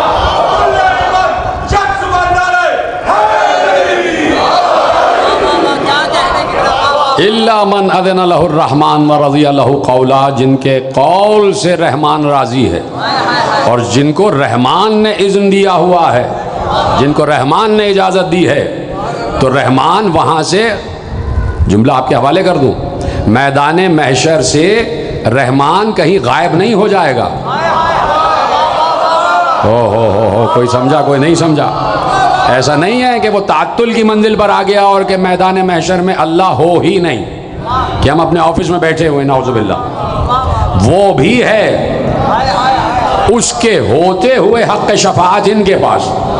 یعنی میرا عقیدہ یہ کہتا ہے کہ اگر میں اس وقت اللہ کے پاس بھی جا کے کہوں کہ شفاعت کر دے،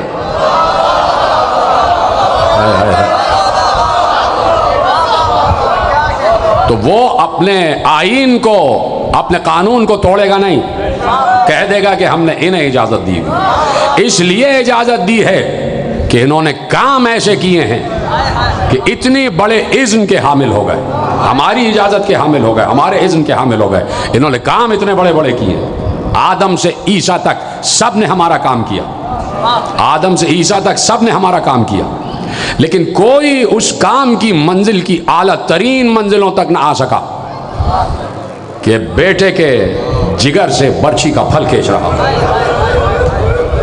ابراہیم تک موقع آیا تھا، لیکن وہاں پر بھی ایک ابراہیم کے اندر کی جو شفقت پدری تھی کہ آنکھوں پہ پٹی باندھنا پڑی، آنکھوں پہ پٹی باندھنا پڑی، کہ کوئی اس منزل تک نہیں پہنچا کہ جہاں نبی آخر کا نواسا پہنچا، سب کچھ حسین تم نے ہمیں دے دیا، تو اب عدل کا تقاضا یہ ہے کہ جو ہمارا ہو وہ تمہارا، جو سب کچھ ہمارے پاس ہے ہم تمہیں دے دیں۔ اور آج وہی وعدہ خدا پورا ہو رہا ہے قیامت تک۔ یہ جو پوری دنیا میں فرش عزائے حسین بچھا ہوا ہے، حسین نے 10 محرم عصر عاشور تک اپنا جو وعدہ اللہ سے کیا تھا وہ نبھایا۔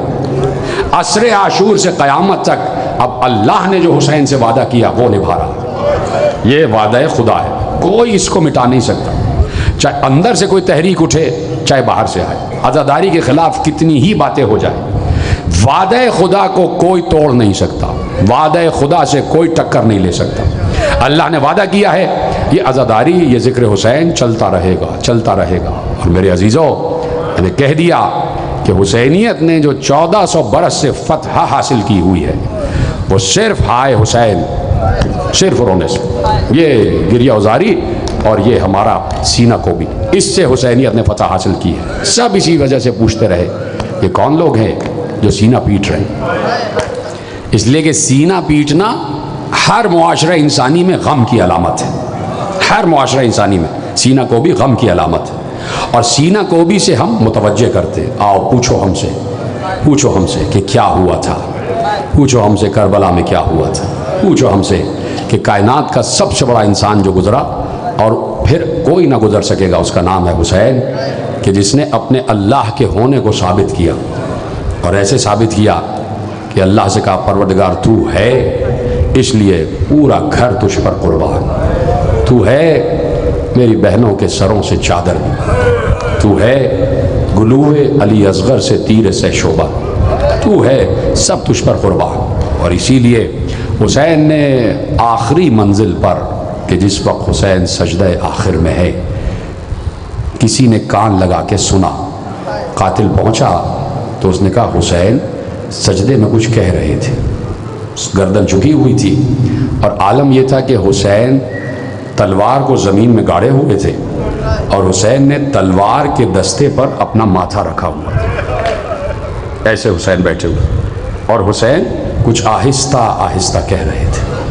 تو وہ کہتا ہے میں نے سوچا میں قریب جا کے سنوں حسین کیا کہہ رہے ہیں، اور وہ کہنے لگا میں سوچ رہا تھا کہ حسین ہمیں بددعا ہی دے رہے ہوں گے، ہمارے لیے حرف بددعا زبان سے نکال رہے ہوں۔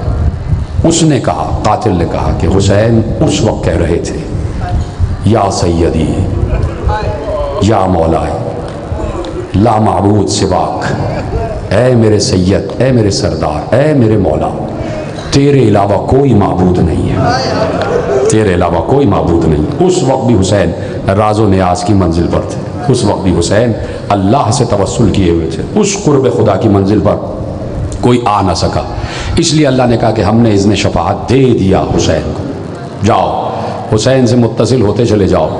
اور سب سے بڑی بات یہ ہے کہ حسین کو اپنے قلب کا نذرانہ پیش کرتے جانا، اس لیے کہ یہ جو عزاداری تم کر رہے ہو قیامت تک، یہ حسین کی مادر گرامی کی طلب ہے، یہ مادر حسین نے ہم سے خواہش کی تھی کہ اے بابا رسول اللہ میرے بیٹے کو روئے گا کون، یہ مادر حسین کی تمنا ہے، اور ہم نے اس بی بی کی تمنا کو پورا کیا ہے، اس لیے کہ ہم اس کے قول سے راضی ہیں، جو وہ مانگے گی ہم عطا کریں گے۔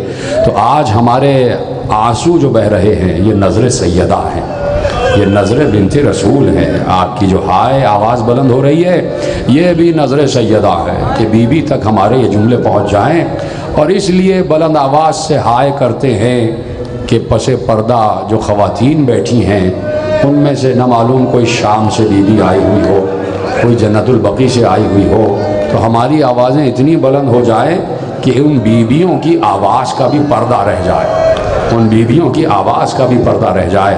وہ فاطمہ کہ جس نے صرف یہ تمنا کی کہ میرے بیٹے کو روئے گا کون، اس فاطمہ نے اس پورے قافلہ کربلا کو تنہا نہیں چھوڑا۔ حسین 2 محرم کو کربلا پہنچے تھے، فاطمہ پہلے سے کربلا میں موجود ہے، بنت رسول پہلے سے، روح بنت رسول پہلے سے کربلا میں موجود ہے۔ حسین قربانیوں کی تیاریاں کر رہے ہیں اور چشم فاطمہ دیکھ رہی ہے، چشم فاطمہ دیکھ رہی ہے کہ حسین داخل ہو گئے 2 محرم کو کربلا میں، اور رک گئے اس مقام پر کہ گھوڑا آگے نہیں بڑھ رہا ہے۔ وہ مقام کہ جو مقام امام زمانہ ہے، وہیں سے حسین داخل ہوئے کربلا میں، اور اسی جگہ حسین عصر عاشور کو گھوڑے سے گرے۔ مقام امام زمانہ کہ جہاں 2 محرم کو حسین کا گھوڑا چلتے چلتے رکا، رکنے کے بعد بار بار گھوڑے تبدیل کرتے رہے، کہا کچھ اہل قریہ کو بلا لاؤ، یہاں کچھ قریب لوگ رہتے ہوں تو ان کو بلا کے لاؤ۔ قبیلہ بنی اسد کے لوگ آ گئے، پہچانا، سلام کیا، مولا نے جواب سلام دیا۔ مولا نے کہا کہ بتاؤ اس جگہ کا نام کیا ہے؟ آپ روایت تو سن چکے ہیں میرے عزیزوں، اور آپ کو معلوم بھی ہے کہ آج 13 محرم ہے، اور آپ کو یہ بھی اندازہ ہے کہ آج کون سی روایت پڑھی جانی ہے۔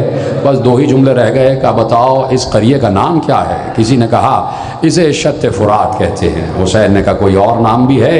کسی نے کہا ہاں اسے نینوا بھی کہتے ہیں، حسین نے کہا کوئی اور نام بھی ہے؟ کسی نے آگے کہا اسے غازریہ بھی کہتے ہیں، حسین نے کہا کوئی اور نام بھی ہے؟ کسی نے کہا ہاں اسے ناصریہ بھی کہتے ہیں، حسین نے کہا کوئی اور نام بھی ہے؟ تو روایت نے لکھا ایک بوڑھا شخص آگے بڑھا، جس کی چادر زمین پر خط دیتی ہوئی جا رہی تھی، عصا کو ٹیکتا ہوا آگے بڑھا، اس نے ایسے اپنی نظروں کو اٹھایا، حسین کو سلام کیا، کہا مولا بہت پرانا اس کا ایک نام ہے کرب و بلا، اس زمین کا نام کربلا ہے، اور مولا یہاں کوئی بھی بغیر کرب اور بلا کے گزرا نہیں ہے، یہاں جو بھی گزرا ہے اس پر ابتلا آئی ہے، اس پر مصیبت آئی ہے۔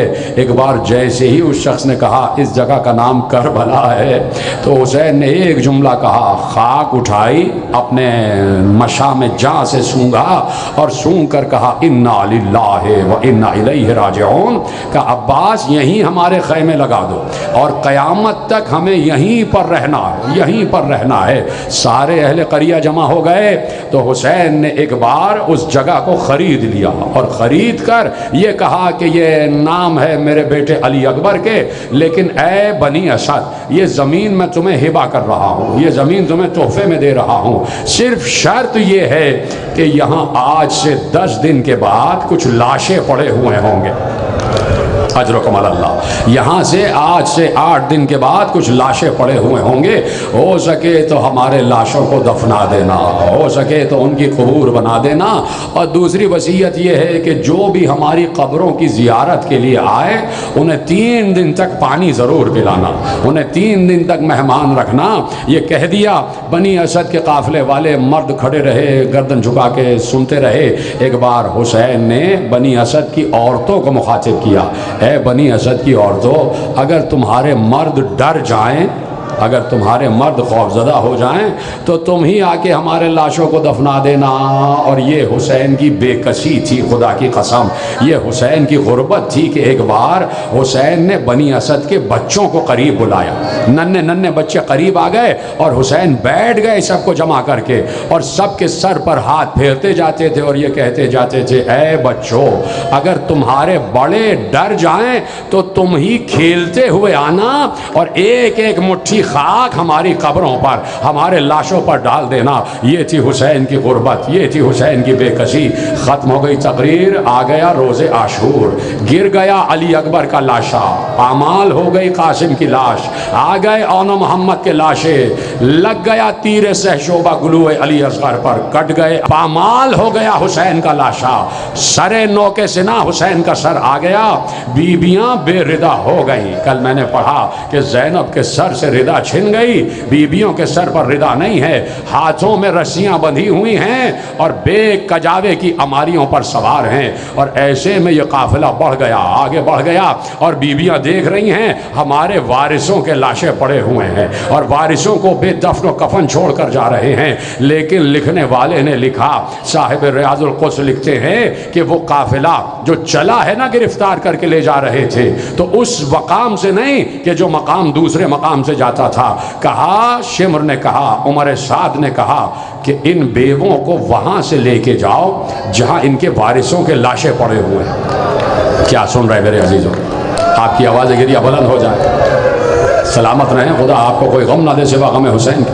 کہا ان بیواؤں کو، ان اہل حرم کو وہاں سے لے کے جاؤ، مقتل کی جانب سے لے کے جاؤ جہاں ان کے وارثوں کے لاشیں پڑے ہوئے ہیں۔ تو لکھا یہی ہے کہ وہب کلبی جب گرے ہیں نا اپنے گھوڑے سے تو وہب کلبی کا سر کاٹا گیا۔ یہ وہ واحد سر تھا کہ جو شہادت سے پہلے کاٹا گیا، یا حسین ابن علی کا سر کاٹا گیا۔ صرف 2 یا 3 سر تھے کہ جو شہادت سے پہلے کاٹے گئے، باقی سب کے لاشوں کو حسین لاتے تھے، مقتل میں لٹا دیتے تھے۔ علی اکبر کا لاشا بھی مقتل میں تھا، اون و محمد کا لاشا بھی مقتل میں تھا، قاسم کی پامال لاش بھی مقتل میں تھی، جوانان بنی ہاشم کے لاشے بھی مقتل میں تھے، عبداللہ ابن مسلم کا لاشا بھی مقتل میں تھا، اولاد عقیل کے لاشے بھی مقتل میں تھے۔ ایک بار کہا گیا ان بیویوں کو وہاں سے لے جاؤ جہاں ان کے وارثوں کے لاشیں پڑے ہوئے ہیں۔ راوی کہتا اس وقت قیامت ہو گئی کہ جب ام لیلہ کا ناقہ گزرا ہے تو ماں کو دکھا کے علی اکبر کا گلا کاٹا گیا، ایک ایک ماں کو دکھا کے اس کے وارث کا گلا کاٹا گیا، اور ایک ایک بیوی آواز دے رہی تھی واہ علیہ، واہ محمدہ، واہ حسینہ، آوازیں بلند ہو رہی تھی، اور بیووں کا قافلہ گزرتا جا رہا تھا، اور جیسے جیسے سر کٹتے جا رہے تھے نو کے سنا پر بلند ہوتے جا رہے تھے، اور جو بیوی جس ناقے پر سوار اس کے وارث کا کٹا ہوا سر اسی کے ناقے کے برابر میں لے جایا جا رہا ہے تاکہ بیویاں دیکھیں کہ ان کے وارثوں کے ساتھ کیا ہو رہا ہے۔ چلا گیا قافلہ، اجڑ گئی کربلا کی بستی، جتنے اشقیاء تھے اپنے اپنے کشتوں کے لاشیں اٹھا کر لے گئے، اپنے اپنے کشتے اٹھا کر لے گئے، بس کچھ لاشیں رہ گئے جو بے دفن پڑے ہوئے تھے، جو بے دفن پڑے ہوئے تھے۔ آ گئی 13 محرم، سید سجاد کوفے سے قریب چلے گئے، ہاتھوں میں ہتھکڑیاں، پاؤں میں بیڑیاں، گلے میں نوک دار توق جس میں کانٹے نکلے ہوئے تھے، جس میں کیلیں نکلی ہوئی تھیں، وہ توق خاردار زین العابدین کے گلے میں پہنایا ہوا، اور یہ قافلہ گزر رہا ہے۔ ایسے میں بنی اسد کہتے ہیں ہمیں وعدہ یاد آ گیا، ہم پہنچے، ہم جیسے ہی زمین کربلا پر پہنچے ہم نے بے دفن لاشیں دیکھے، بے دفن لاشیں دیکھے، پڑے ہوئے ہیں لیکن کسی کے جسم پر سر نہیں تھا، کسی کے جسم پر سر نہیں تھا۔ ہم نے کہا یہی جوانان بنی ہاشم ہیں، یہی آل ہاشم ہیں، لیکن کیسے معلوم ہو کہ کون سا لاشا کس کا ہے؟ اس لیے کہ سر سے ہی تو پہچان ہوتی ہے نا، کسی کے جسم پر سر نہیں ہے، ہمیں نہیں معلوم کس کا لاشا کون سا ہے۔ ہم ابھی آگے بڑھے ہی تھے، ہم نے دور سے گرد اڑتی ہوئی دیکھی، ہم نے کہا کہیں ایسا تو نہیں کہ فوج یزید کا کوئی سپاہی آ گیا ہو۔ ہم درختوں کی اوٹ لے کے کھڑے ہو گئے، ایسے میں ہم نے دیکھا ایک 24 برس کا جوان ہے، ایک 24 برس کا جوان ہے جس کا چہرہ زرد ہوا ہے، اور وہ جیسے ہی سواری سے اترا ایک بار ہم آگے بڑھے اور ہم نے پوچھا آپ کون ہیں؟ روتے ہوئے کہا میں تمہارے وقت کا امام علی ابن الحسین، میں سید سجاد، میں زین العابدین، میں حسین کا بیٹا۔ سارے بنی اسد والے زین العابدین کے قدموں میں گر گئے کہ معجزے سے مولا آ گئے۔ اسی لیے کہتے ہیں کہ ولایت اسی کا نام ہے کہ معجزے سے مولا آ گئے، اس لیے کہ کشتوں کو دفن کرنا ہے، اس لیے کہ بابا کو دفن کرنا ہے، اس لیے کہ بھائی علی اکبر کو دفن کرنا ہے، اس لیے کہ چچا عباس کو دفن کرنا ہے۔ ایک بار بنی اسد نے کہا مولا کیا ہم خدمت کر سکتے ہیں؟ کہا ہاں مجھے تمہاری مدد چاہیے۔ ایک بار حسین ابن علی کے بیٹے نے قبریں کھدوانا شروع کی، قبریں کھدوانا شروع کی، قبر تیار ہو رہی تھی۔ حسین ابن علی کا بیٹا علی ابن الحسین آگے بڑھا اور سب سے کہتے جاتے تھے آؤ حبیب کا لاشا میرے ساتھ اٹھواؤ۔ حبیب کا لاشا اٹھایا گیا، مسلم ابن اوسجہ کا لاشا اٹھایا گیا، وہب کلبی کا لاشا اٹھایا گیا، عمیر ابن عبداللہ کا لاشا اٹھایا گیا، حنظلہ کا لاشا اٹھایا گیا، زہیر قین کا لاشا اٹھایا گیا، سارے شہدائے کربلا کے لاشیں اٹھائے گئے۔ ایک بڑی قبر بنائی گئی، کہا اس کا نام گنج شہیدہ رکھا جائے گا۔ یہاں سارے شہید ایک ساتھ دفن کر دیے گئے، اور دفن کرنے والا اس وقت کا ید اللہ اپنے ہاتھوں سے سارے شہیدوں کو قبر میں اتار دیا، قبر بند کر دی گئی۔ ایک بار سنیں گے آپ، سید سجاد آگے بڑھے، وہ کہتے ہیں ہم پیچھے پیچھے جا رہے تھے، وہ کہتے ہیں کہ میرا مولا ایک نشیب میں اتر گیا۔ کیا یہ جملہ رونے کے لیے کافی نہیں؟ کہ ہمارا وقت کا امام سید سجاد امام زمانہ ایک نشیب میں اتر گئے۔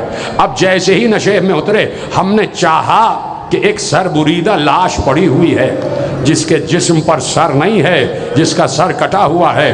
ہم نے چاہا کہ وہ لاشا اٹھائیں لیکن ہماری جرأت و ہمت نہ ہوئی. ایک بار مولا نے کہا تم میں سے کوئی یہ لاشا نہیں اٹھا سکتا، اس لیے کہ امام کا لاشا امام ہی اٹھا سکتا ہے. امام نے اپنے ہاتھوں سے لاشا اٹھایا لیکن حسین کے دست و بازو جدا ہو چکے تھے.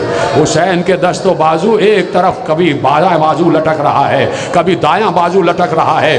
بیٹے نے باپ کے لاشے کو اٹھایا، بیٹے نے باپ کے لاشے کو اٹھایا. کہ ابھی بھی نہ رو گے؟ منظر تو یاد دلا دوں نا، یہ وہ وقت ہے 13 محرم کہ جہاں بیٹے نے باپ کے لاشے کو اٹھایا. بیٹے کے لیے باپ کا لاشا اٹھانا شاید آسان ہو جائے، لیکن آؤ کربلا میں ایک 57 برس کا بوڑھا باپ 18 برس کے بیٹے کو لاشے کو کیسے حسین نے بیٹے کے لاشے کو اٹھایا ہے یہ حسین جانے. امام نے امام کے لاشے کو اٹھایا. حسین کا لاشا تڑپ رہا تھا، حسین کا لاشا ٹکڑوں میں بٹا ہوا تھا اس لیے کہ پامال ہو چکا تھا نا لاشا. حسین کے لاشے کو زین العابدین نے اٹھایا، گلے سے لگا لیا، باپ کے کٹے ہوئے سر کی رگوں پر اپنے لبوں کو رکھ دیا اور باتیں کر رہے تھے، بیان کر رہے تھے، اور لٹا دیا قبر میں. حسین کو دفن کر دیا، قبر کی مٹی ڈال دی گئی، اور خود اپنے دستے ہمایوں نظام سے زین العابدین نے لکھا یہ قبر ہے ایک غریب مسافر کی، یہ قبر ہے غریب نینوا کی، یہ قبر ہے رسول کے نواسے کی، یہ قبر ہے فاطمہ زہرا کے بیٹے کی، یہ قبر ہے علی ابن ابی طالب کے جگر گوشے کی، اور پھر لکھا یہ قبر ہے وارث انبیاء کی، یہ قبر ہے لٹے ہوئے قافلے کے سالار کی، یہ قبر ہے اس کی جس نے جوان بیٹے کے لاشے کو اٹھایا، یہ قبر ہے اس کی جس نے پامال لاش قاسم کو اٹھایا. بڑا گریہ کیا زین العابدین نے، قبر سے لپٹ کر بھی اور باپ کے لاشے سے بھی لپٹ کر بہت گریہ کیا. سارے بنی اسد والے گریہ کر رہے تھے، پورے میدان کربلا میں کوہرام برپا تھا. سارے لاشیں دفن ہوئے، لیکن ایک منظر اور دکھا دوں گا، گریہ ضرور کرنا. میرا ارادہ نہیں تھا یہ منظر پڑھنے کا کیونکہ آپ گریہ کم کر رہے ہیں. آج شہداء کے لاشیں دفن کیے گئے تھے، آج پوری کربلا میں وہی منظر کشی ہو رہی ہے کہ بنی اسد والے آتے ہیں اور لاشوں کو دفن کرتے ہیں، یہ سب دکھایا جا رہا ہے. آج کے دن شہداء کے لاشیں دفن ہوئے. اب اگر اجازت ہو اور تم مجھ سے وعدہ کرو کہ ہائے ضرور کہو گے تو صرف ایک لفظ کہتے ہیں کہ جس وقت بنی اسد والے کہتے ہیں کہ جس وقت زین العابدین نے حسین کو قبر میں رکھا، حسین کو قبر میں رکھا، رکھنے کے بعد بہت روئے، بڑا گریہ کیا. کہ تھوڑی دیر کے بعد کہیں سے ایک گوشت کا ٹکڑا اٹھا کے لائے اور لا کے حسین کے سینے پہ رکھ دیا. ہم نے کہا مولا یہ کون ہے؟ کہا پہچانا نہیں، میرا 6 ماہ کا بھیا علی اصغر، میرا 6 ماہ کا بھیا علی اصغر اس عالم میں کہ سر تو تھا ہی نہیں. اور جس طرح علی اصغر کے لاشے کو نیزہ گاڑ کے نکالا گیا تو عالم یہ ہو گیا تھا، معلوم ہو رہا تھا جیسے کوئی گوشت کا ٹکڑا ہے. اجرکم اللہ. کیا گریہ کیا ہے تم نے؟ بنی اسد والوں نے ہاتھ جوڑ کر کہا مولا ہماری خدمت قبول ہو گئی، مولا ہماری خدمت قبول ہو گئی. کیا سارے لاشیں دفن ہو گئے؟ کہا سارے لاشیں دفن نہیں ہوئے. کہا کس کا لاشا رہ گیا؟ کہا فرات کے کنارے میرے چچا عباس کا لاشا. ارے میرے چچا عباس کا لاشا. کہا آگے آگے سید سجاد، پیچھے پیچھے ہم نے دیکھا ایک لاشا پڑا ہوا ہے جس کے ہاتھ کٹے ہوئے ہیں، جس کے ہاتھ کٹے ہوئے ہیں، جس کا پورا جسم تلواروں کے زخموں سے فگار ہے، جیسے اسے مار مار کے ٹکڑے کیا گیا ہے. میرا وقت کا امام آگے بڑھا، بنی اسد والوں کو پیچھے ہٹا دیا، کہا سب پیچھے ہٹ جاؤ. قبر تیار ہوئی، میرے مولا نے اپنے چچا کا لاشا اٹھایا، میرے مولا نے اپنے چچا کا لاشا اٹھایا. آخری جملہ تقریر کا، لاشے کو قبر میں رکھا اور رکھنے کے بعد بنی اسد والے تو پیچھے تھے، وہ کہتے ہیں بہت دیر ہو گئی ہمارا مولا قبر سے باہر نہ آیا، سید سجاد قبر سے باہر نہ آئے. ہم سمجھے کہ ایسا تو نہیں کہ چچا کی لاش سے لپٹ کر بھتیجے کا دم نکل گیا، ایسا تو نہیں کہ روح پرواز کر گئی یا بے ہوش ہو گئے. کہتے ہیں کہ ہم آہستہ آہستہ ادب و احترام کے ساتھ آگے بڑھے. جیسے ہی ہم نے قبر میں دیکھا جوان بھتیجا چچا کے لاشے سے لپٹا ہوا، گلو عباس پر اپنے لبوں کو رکھے ہوئے، آنسو بہاتا ہوا آواز دے رہا ہے چچا. ہمارے خیمے جلا دیے گئے، چچا زینب کے سر سے چادر چھن گئی، چچا آپ کی بھتیجی کے تماچے لگ رہے ہیں، چچا ہمیں کشا کشا لے جایا جا رہا ہے، چچا وہ جو کبھی بھی قناعت کے بغیر باہر نہیں آئی آج درباروں میں بازاروں میں کبھی پتھر کھا رہی ہے، کبھی تازیانے کھا رہی ہے۔